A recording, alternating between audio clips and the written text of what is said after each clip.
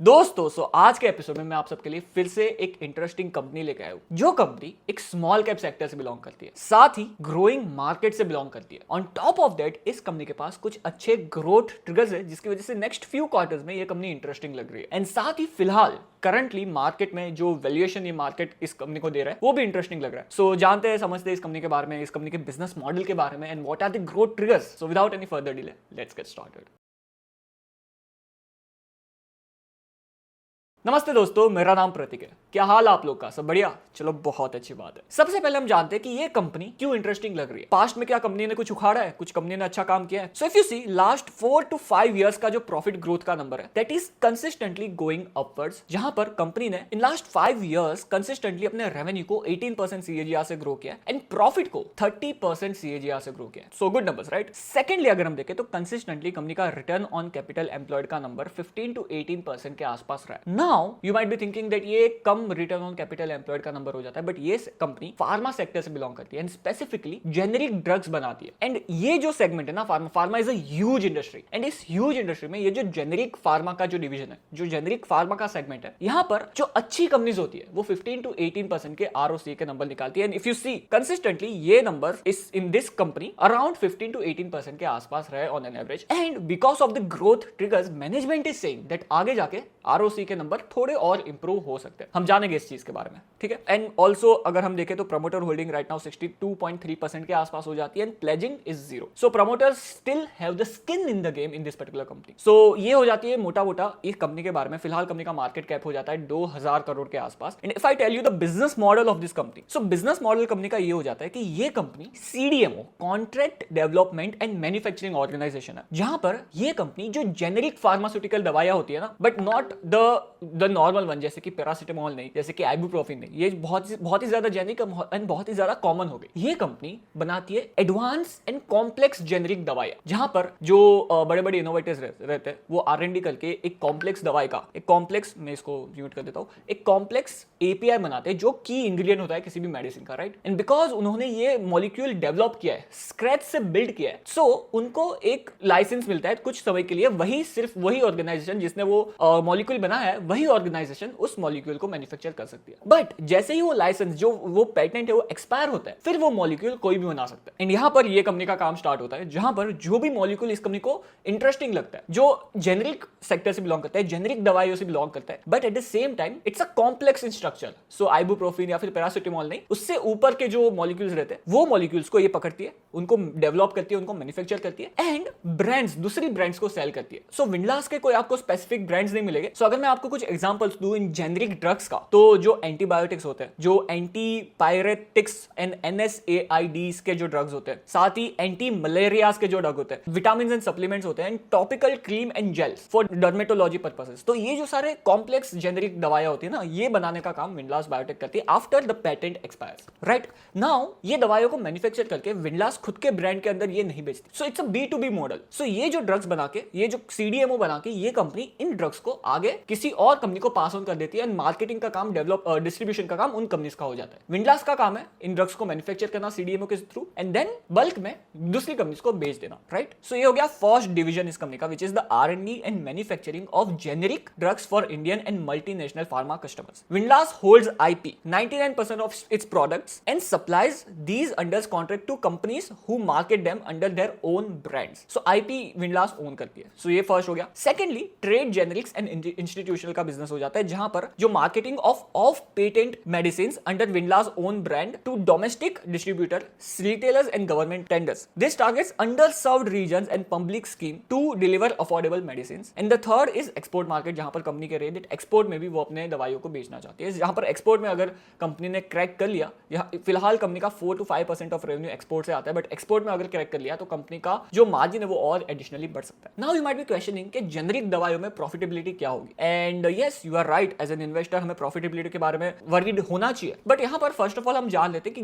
Growth factors क्या हो जाता है इस सेक्टर की। जो फार्मा सेक्टर का एक छोटा सा डिवीजन है जेनेरिक फार्मा का, इस यहां पर ग्रोथ क्या अवेलेबल है? So the first thing is that अगर आप US, UK, कनाडा, ऑस्ट्रेलिया जैसे डेवलप्ड कंट्री में जाओगे, सो वहां पर इफ यू सी, जब आप फार्मेसी में जाते हो, so you don't ask for the name of the brand. जैसे इंडिया में अगर हम जाते हैं तो हम क्रोसिन मांगते हैं। Crocin is nothing but the paracetamol जो आपको चाहिए, but Crocin is the brand and that's the reason why Crocin एक अच्छा रिटर्न ऑन कैपिटल एम्प्लॉयड कमाती है, बिकॉज इंडिया में ब्रांड से दवाइयां बिकती है। In US, UK, Canada, Australia, people go and ask for ibuprofen, people go and ask for paracetamol, and वहां पर जो एपीआई की इंग्रेडिएंट है उसके नाम से दवाइयां बिकती है। एंड नाउ बिकॉज अगर ब्रांडेड दवाइयां आप लेते हो, सो वहां पर because it is a brand, तो आपको एक प्रीमियम पे करना पड़ता है। जहां पर जो वो सेम चीज पैरासिटामोल आपको कोई जेनरिक दवाई में भी मिल जाएगी, एंड वहां पर जो प्राइस रहेगा वो काफी ज्यादा कम रहेगा कंपेयर टू द ब्रांडेड दवाई उसी सेम एपीआई, उसी सेम की इंग्रेडिएंट की। एंड यही चीज गवर्नमेंट इंडिया में भी पुश कर रही है। एंड साथ ही साथ अगर मैं अपनी बात करूं, मेरा आसपास के जो दोस्त है जो दवाइयां लेने जाते हैं उनकी बात करूं, तो I sit and look at the API जो की इंग्रेडिएंट है उस दवाई में, वो मैं देखता हूं, and I go and ask the pharmacy अगर उसका जेनरिक वर्जन आपके पास एग्जैक्ट सेम एपीआई का हो तो वो मुझे दो। सो इंडिया में भी ये ट्रेंड बढ़ रहा है। एंड साथ ही साथ गवर्नमेंट का पुश है जहां पर 13,800 जन औषधि केंद्र एस्टेब्लिश हुए across the country, and in the last 10 years medicine worth 6,100 crore sold through these medicine centres, जो जन औषधि केंद्र है वहां के थ्रू। एंड यहां से जो सिटीजन है उनको 30,000 करोड़ का फायदा हुआ है, बिकॉज जो ब्रांडेड दवाइयां रहती है वो महंगी रहती है, यहाँ जन औषधि केंद्र में जो जेनरिक दवाइयां मिलती है वही सेम एपीआई उनको सस्ते दाम में मिलता है। तो यहाँ पर गवर्नमेंट का भी पुश है। ना अगर हम कुछ कंपनी की बात करें, so company chronic and sub chronic and acute दवाइयां बनाती है, जहां पर if you see in this particular segment company का जो रेवेन्यू है वो अप्रोक्सीमेटली 14% सीजीआर से ग्रो है, and number of generic formulation CDMA products catered every year वो 42% से ग्रो है। So that is there. साथ ही अगर हम देखें तो कंपनी अपने कस्टमर्स को बढ़ाते जा रही है, जहां पर 60% सीएजीआर से कंपनी ने अपने नए कस्टमर्स को बढ़ाया है। एंड यहाँ पर जो हमने 3 बिजनेस सेगमेंट डिस्कस किया उसमें से जेनरिक फॉर्मुलेशन सीडीएम ये सेगमेंट अराउंड 73% कंट्रीब्यूट करता है। The second one trade generics and institutional, ये अप्रोक्सीमेटली 23% कंट्रीब्यूट करता है, एंड जो एक्सपोर्ट मार्केट है वो अप्रोक्सीमेटली 4% कंट्रीब्यूट करता है in the overall revenue mix. Right now company के पास अराउंड 757 कस्टमर्स हो जाते हैं, नंबर ऑफ ब्रांड कैटल्स 5,582 हो जाते हैं, एंड साथ ही रेवेन्यू मिक्स में ये जो फर्स्ट सेगमेंट है उसमें से 73% रेवेन्यू कंट्रीब्यूट करता है। एंड यहाँ पर इस पर्टिकुलर सेगमेंट में इफ यू सी कंपनी ने 14% सीएजीआर से अपने रेवेन्यू को ग्रो किया, एंड साथ ही generic formulation CDMO products cater, so नए नए जो प्रोडक्ट्स कंपनी केटर्ड कर रही है वहां पर कंपनी ने 40% की ग्रोथ दिखाई है।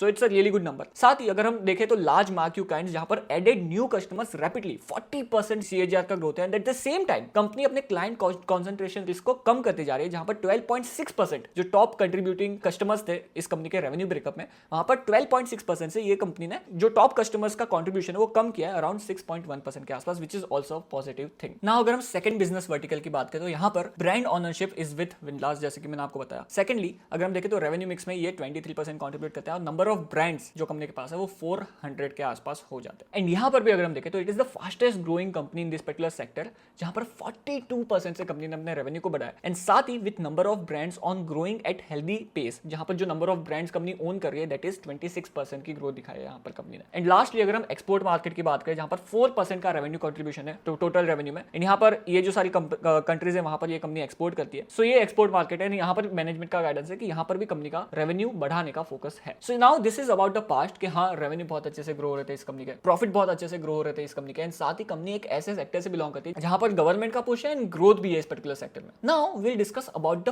फ्यूचर कि फ्यूचर में कंपनी में क्या ऐसे ग्रोथ ट्रिगर्स है जिसकी वजह से कंपनी ग्रो हो सकती है। बट उससे पहले अगर आपको ग्रो होना है इन द स्टॉक मार्केट, आपको अगर अपनी लर्निंग को एनहांस करना है, so do check out www.pratikchauhan.com, जहां पर हम exclusive classes stock market related आप सबके लिए लाया करते हैं, जहां पर हम डिफरेंट ग्रोइंग सेक्टर्स को कवर करते हैं, डिफरेंट ग्रोइंग बिजनेसेस को कवर करते हैं, एंड ज्यादा से ज्यादा वैल्यू प्रोवाइड करने की ट्राई करते हैं आप सबको। सो अगर आपको आपके नॉलेज को और ज्यादा एक्सपांड करना है, do check out www.pratikchauhan.com, link आपको नीचे डिस्क्रिप्शन में मिल जाएगी। So coming back to growth triggers, तो कंपनी का एक प्लांट लाइव गया था इन जैन 2025। ये जो प्लांट हो जाता है वो हो जाता है इंजेक्टेबल्स का प्लांट, जहां पर company injectables manufacture and produce करने वाली है। द थिंग इज दैट जब भी कोई इंजेक्टेबल का प्लांट लाइव जाता है वहां पर 1 से 1.5 साल का एक मैच्योर पीरियड रहता है दोस्तों, and because of that if you see in the company's case as well, अगर आप देखो तो डेप्रिसिएशन कॉस्ट बढ़ गया है इस कंपनी का, एंड साथ ही साथ इंटरेस्ट कॉस्ट बढ़ गया है इस कंपनी का in last few quarters if you see. So company का जो इंटरेस्ट कॉस्ट है वो 0 था, वो 1 करोड़ के आसपास हो गया, एंड साथ ही साथ जो डेप्रिसिएशन का कॉस्ट था वो 3 करोड़ से 4 करोड़ के आसपास था, जो 6 से 7-8 करोड़ के आसपास पहुंच गया। एंड साथ ही बिकॉज ये नया प्लांट जा रहा है तो उसमें material cost and also employ cost भी रहेगा, and because of that if you see जो कंपनी का एम्प्लॉय कॉस्ट है 13 से 14% से अप्रोक्सीमेटली 16% के आसपास पहुंच गया, and because of that right now company का profit and loss statement depressed लगता है। But in next few quarters, in next 2 to 3 quarters, ये जो इंजेक्टेबल का प्लांट है वो प्रॉपर्ली मैच्योर हो जाएगा, एंड जो डेप्रिसिएशन इंटरेस्ट कॉस्ट है वो चले जाएंगे, एंड साथ ही ये प्लांट प्रॉपर्ली रैंप अप कर देगा, and because of that company को एडिशनल रेवेन्यूज एंड साथ ही साथ ऑपरेटिंग लिवरेज मिल सकता है। Now this is not I am saying, अगर आप मैनेजमेंट की बात सुनो, so यहाँ पर the management is saying that as we have mentioned earlier we want to build both. So we started working on expansion and the new facility with purpose in mind that we want to be able to deliver revenue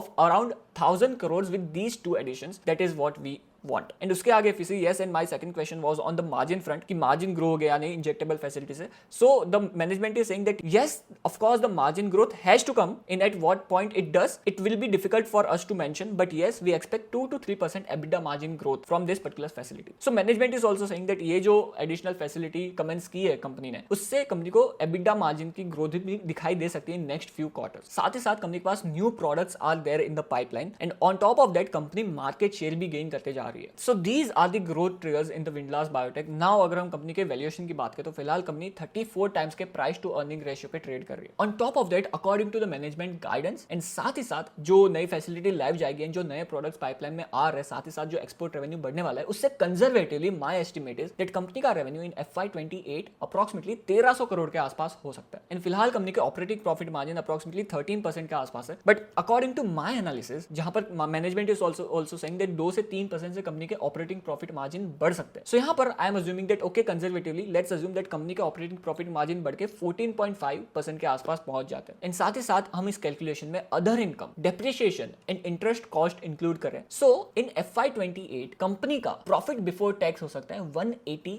crore के आसपास, 175-180 करोड़ के आसपास. And साथ ही साथ अगर इसमें से हम 25% का टैक्स माइनस करें सो कंपनी का प्रॉफिट हो सकता है अराउंड 135 करोड़ के आसपास. Now this is the estimated profit after tax of FY28 for this particular company. Now your job as an investor is to do the bull, bear and bear scenario and come up with the valuation कि क्या valuation, क्या market cap company को FY28 में market दे सकता है. According to me जो मेरा analysis है उसके हिसाब से जो मेरा bull, bear and bear scenario है वो मैं अपने member community के साथ शेयर कर दूंगा. So make sure to join the member community as well if you are interested, and you should check out the member community जहां पर हम daily basis पे new learnings हमारी उस community के साथ शेयर करते रहते हैं. एंड फिलहाल तो क्वार्टरली रिजल्ट्स भी चल रहे हैं. सो क्वार्टरली रिजल्ट्स जो कंपनी के अच्छे आ रहे हैं वो भी हम वहां पर शेयर करते हैं. एंड साथ ही साथ 2 नई कंपनीज हमने सिलेक्ट 11 पोर्टफोलियो में इंक्लूड की है. वो 2 नई कंपनीज के बारे में भी डिटेल वीडियो हमने हमारे मेंबर कम्युनिटी के ऊपर डाला था. एंड जो फीडबैक है इस कम्युनिटी का वो भी बहुत ही ज्यादा अच्छा है. So do check out the member community as well and let me know in the comment section below कि आपके हिसाब से कंपनी को क्या मार्केट कैप मिल सकता है इन FY28 एंड आपका जो इन्वेस्टमेंट थीसिस है वो क्या है इस कंपनी को लेकर. On that note guys, thank you for watching this video and for more such kind of videos subscribe to Pratik invest and मिलते हैं ऐसे किसी एपिसोड में. जय हिंद.